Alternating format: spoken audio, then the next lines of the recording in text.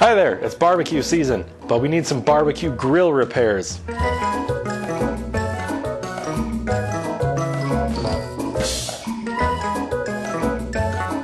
That's right, barbecue grill. You heard it right. Not melting, baking, not baking, cooking, grilling, whatever. Steak, barbecue, meats.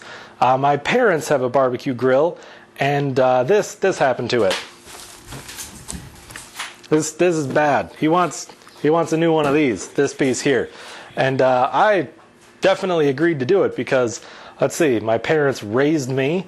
My dad bought my MIG welder for Christmas one year, my drum sander Christmas the next year. I borrowed and then ruined his angle grinder. He gave me that a while back. I owe him some favors, is what I'm saying. I owe him a couple favors. And he said I should make him one of these out of mild steel. So that's what I'm going to do. This got kind of rusty. He said he left all the ashes in there for a long time and water piled up. And it appears to be painted. I said I would add grill paint. He doesn't want grill paint. I said, hey, I can do some bead rolled stiffening things with a drain hole. He said no drain holes. He doesn't want ashes spilling out. So I guess mild steel folded up into this shape and then save this.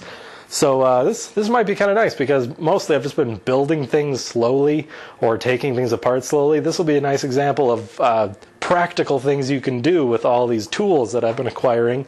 So yeah, let's get started. All right, here's my big sheet of steel. Nasty, flimsy piece of metal. Let's see, straight edge. Well, this is so gross. I'm gonna have to guesstimate the actual dimensions. Let's see, I got that corner. Gonna guess 19 1/4. This, still have this corner. That corner is totally gone. So we got 19 1/4. I'll just measure this front face. 29 3/8. That's the bottom size. We have a lip on the front of just under 2. So lip on the front, we'll call it 1 7/8. And that's just 7/8. So this is mildly confusing. Be gone! So math. 1 7/8. No. This doesn't go up to 19 1/2 plus 7/8. This is already gonna go terribly. I can tell. And there's a footprint here. Nasty footprint. 29 3/8. This is way too short.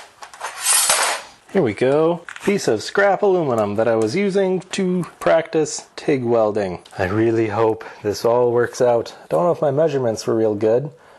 Quite sure my layout is not good, but that's part of the magic of this. Will it work? Will it not? It's like a drama of some kind. Okay. A rectangle. That's what I wanted. That's the exact shape I was going for. Can you imagine if I did this and it turned out as a trapezoid? Might still be a trapezoid. I don't know. We're going to check cross. See, if you want to make sure it's a square, you check the cross lengths. 38 3/8. And this should be roughly the same. 38 3/8. Wow, that is exact. Those are exact to the eighth. That is unbelievable that worked out. I'm not used to things working out. That's crazy. Gotta be careful. Don't want to set a precedent. You might expect me to know what I'm doing.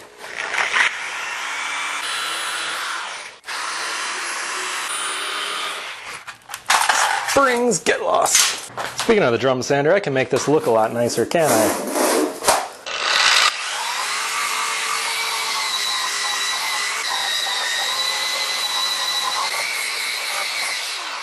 There, it's not consistent, but it's a lot better looking than that nasty rust. Oh no, there's more on the other side. Okay, now before I fold up the corners, I gotta cut the edges out. The way the other one had it, I think, I can barely tell. Hang on a sec. There we go. I just ripped the corner off it. It looks like they just kind of cut, folded, like just put one cut, folded it up, and then folded the corners over. Maybe? It's hard to tell how crumbly it is. Most of the corners are just gone. They're not even there. That seems like the way it was done. I'm not going to do that because I own a welder. So I'm just going to cut out a square, fold them up, and then butt weld along the edge. I think it's always good if you include the welder. I mean, why not? The MIG welder is one of the things my dad got me once for Christmas. 1 7/8. I think it's 7/8 and 1 7/8. I think. I can't tell because I sanded off my markings like an idiot. Wrote them on the thing that I was going to be working on and not on the thing that I was going to save. And here I am using the straight edge, but not the thing that makes it perfectly square, so I know I'm so I know I'm doing this straight. Can't even talk straight. What do you mean? Work has been killing me lately, so my brain is fried by the time I get home. Killing me might be an understatement. You know what I did last weekend? Got home Friday, real late from work, and then dinner, put the kids to bed, and then I went to sleep for 12 hours. 12 hours. And I slept another 12 hours Sunday night. Sunday itself, I was semi-conscious, I think, for a lot of it. Did still get a lot of stuff done, though. That was nice. Not as much stuff as I would have liked to get done, but really, who does? Like, in the history of life, have you ever had a weekend where you got as much stuff done as you wanted? I mean, always something comes up. Generally, for me, things come up that are planned, family obligations. And if those don't come up to get in the way, I usually run out of steam and pass out half dead somewhere in the weekend. And passing out from complete exhaustion, that's generally not conducive to getting anything accomplished. Although it only seems to happen after getting some stuff accomplished. Funny how that works. Maybe it's not. Maybe it's more sad than funny. Or maybe I needed all of that sleep. I needed a week's worth of sleep last weekend because I had worked up a sleep debt of 5 years of not enough sleep. That's probably not true. I think maybe 5 years ago, I was going through a major period of hypersomnia, bouncing between total insomnia and total hypersomnia. Both of them suck, by the way. Would not recommend. Although that might just be called being a student. Back when I was a student, you had more work to do than could be accomplished in any period of time by a human. Sometimes when high schoolers get to college, they think, wow, this workload is crazy. At least they did where I went to school. And then you get to grad school and you're thinking, nope, college was easy. And then you spend years and years in grad school like I did, and then you think, yeah, this is really hard. Why on earth did I do this? And then you can no longer remember. You've been in school for as long as you've been alive. You don't even know why anymore. Maybe life after school is a lie. There is only school. See, this is the kind of thing my brain does when I suddenly have enough sleep and caffeine. And my brain just can't handle it. It's like, whoa, we're not dying. What's going on? Something must be wrong. I'm not sleepy. Reality must be a lie. Can't possibly have gotten enough sleep. I must be hallucinating from way lack of sleep. All right, now, wait a second. This is pretty long, isn't it? I better get my ruler, my tape ruler, because my break only goes up to 30 inches. Crap. This is 31. My metal break only goes to 30. I'm going to decide to not worry about that right now and just mark the lines anyway. And that 30-inch number, that's just a myth. Also, I'm quite sure this is 20 gauge. The brake says it can do up to 30 inches and up to 18 gauge or something, which is extremely optimistic. Standard Harbor Freight marketing. Yeah, it'll do it if you're magical. Same way they say it on the front. Quality tools, low prices, or whatever. Yeah, quality. I've broken off a lot of Harbor Freight tools lately. Makes you remember, the marketing says quality. But quality as a word doesn't really mean anything. Notice they said quality, not good quality. Because that might be a lie, and marketing's not allowed to lie. Well, sometimes they can lie. Gotta figure out how I'm gonna fold this. Don't tell me I gotta use the vise. That's gonna suck. I did some thinking, and I have an idea. It involves this thing. I'm going to get this adjusted right to the end of the book. Not the book. The box. Not the box. Words.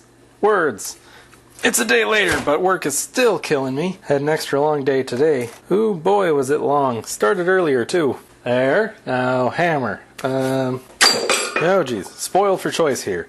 Yeah, this one. Big one. Here's what I'm going to do. I'm going to try to hold this down and tap up along the edge. My hope is that the weight of this pressing into the wooden, I guess wood isn't great, but that'll hold the basic thing down. This will tap this up around this sort of sharp edge, and I'll readjust this railroad track every time I make a good hit. Better camera angle sounds like a plan too. Let's see. It's kind of working. Not only is this thing too big to fit into the metal brake, it's also too big to like maneuver around because the thing is just huge. It's just one big plate with all the corners folded up a little bit. So I have to get creative here, even though I got all these tools, but for some reason, it's never the tool you need. Of course, the right tool for this job is probably one of those pan brakes, the big metal brakes with the leaves that you can add and remove. But where am I going to put one of those? But if it's not good enough, I'll just have to redo it. This is yet another good reason to have one of these around. You know, I learned from my dad, he said his dad, who was a farmer, had a whole bunch of tools, including an anvil and a chunk of railroad track. I can see why. They're very handy.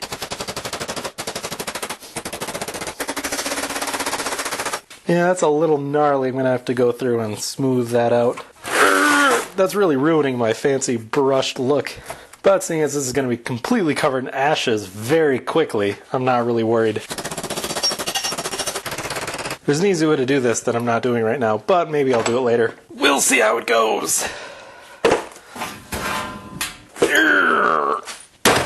That thing is heavy. Seriously, you could really work out with this. This is like considerably heavier than it looks. You can even make a bunch of gym equipment out of it and do like a railroad theme. Your fast track to fitness. There, I just wrote you like a whole spiel. Take it from there, go, run with it. Don't credit me, the idea sucks, I don't want credit, but you can have it for free. You know, they even make special bead roller dies for this kind of thing. But obviously, I don't have them. You know, this is a lot like hammer and dolly work. Except the hammer is a crappy hammer, not one of these decent, half-decent anyway, ones that I need to clean up and polish. Chromie framing hammer is causing all kinds of craziness. And the dolly is 55 pounds. So, kinda like hammer and dolly, kinda not at all. Also, it would be easier if I flipped this over and just hammered down along this edge here. But this edge isn't very strong. It's plywood and it's all nicked up and burned and full of holes. But also, as I bend these up, like this back edge is going to make the whole thing sit kind of crazy. And if I do the side edges, same problem. So I'm just kind of dealing with it and doing it this way.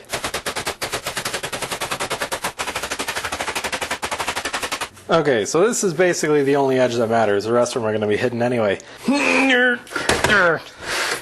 There, what this is going to give me is a very large, very flat surface. So you'll see some of these places, they're touching the top, and some of it is above the top. So if I hammer on it, I'm going to actually use a body hammer this time, hammer on the spots that are above, you get a different sound than the spots that are touching.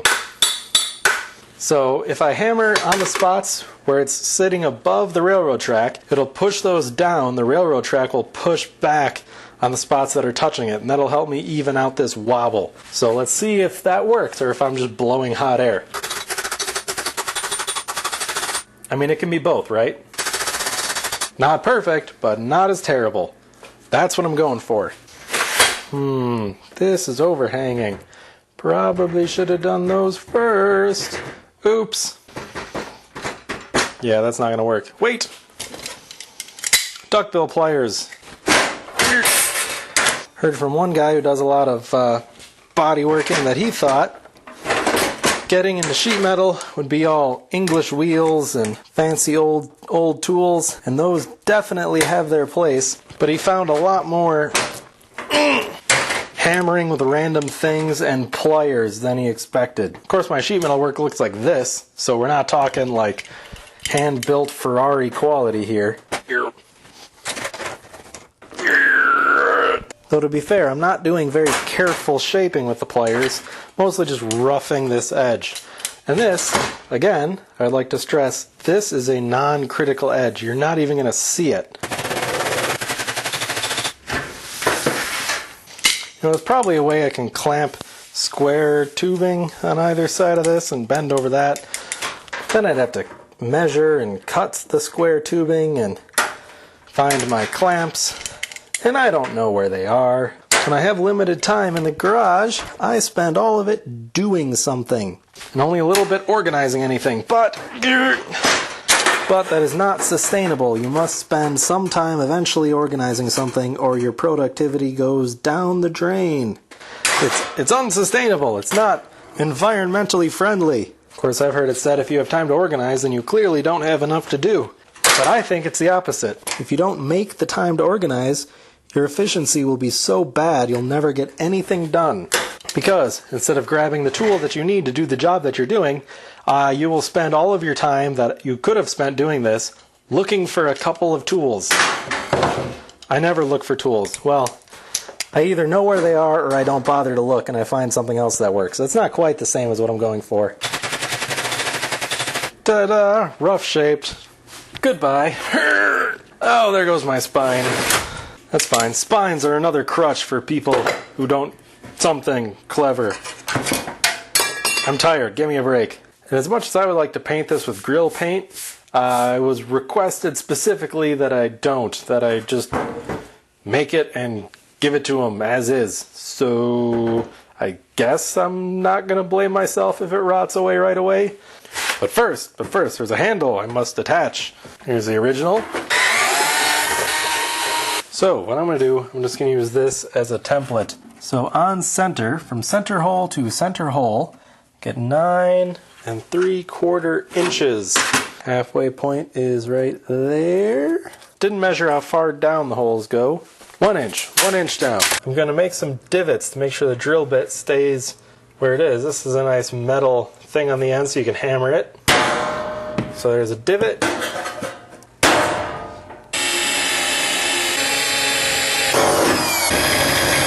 Look at that. Lines up perfect. I know I mentioned earlier that I was going to weld up these corners, but this sits in the bottom of a thing and it accumulates water. And I'm worried that if I weld up the corners, it'll be a little pan to fill up. But if I don't weld them up, it'll leave the little gaps on the end, and that'll let some of the water drain.